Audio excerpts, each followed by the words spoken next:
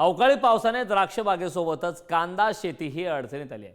गारपीट आणि मुसळधार पावसाने कांदा शेती मात्र उद्ध्वस्त झाली।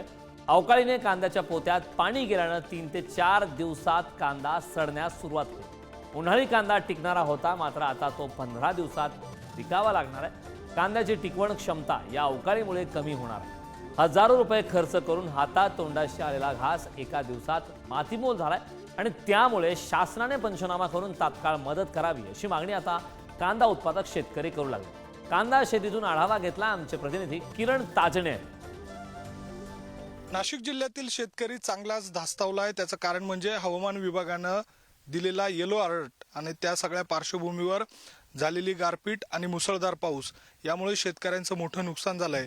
कांदा शेतीचं देखील मोठं नुकसान झालेलं आहे। सध्याच्या घडीला जर या संपूर्ण कांदा शेतीची जर स्थिती बघितली तर पाथीवर असलेला हा कांदा होता आणि आता गारपीट झाली आणि या गारपिटीमुळे याचे जे परिणाम आहे ते 2 ते 3 दिवसानंतर दिसतील।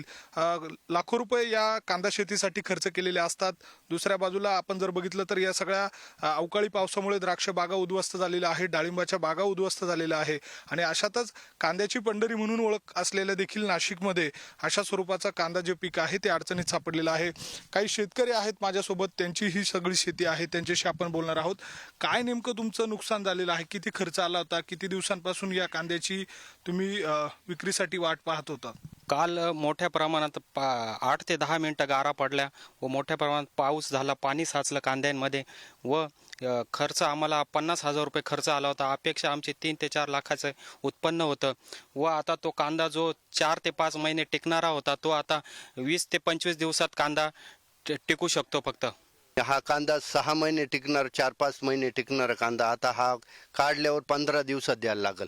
खर्च झाला आमचा 50,000 रुपये, आता ते 50,000 रुपये निघायला मुश्किल। आता कमी भावात व्यापारी घेतील, हा हे भरून कुठून काढायचं? आता शासनाने काहीतरी आम्हाला मदत करावं असं अपेक्षा आहे। व कृषी मंत्री माणिकराव कोकाटे साहेबांना एवढी विनंती आहे की काहीतरी नुकसान भरपाई द्यावी। हा जो कांदा आहे या कांद्याची स्थिती मी तुम्हाला दाखवतो।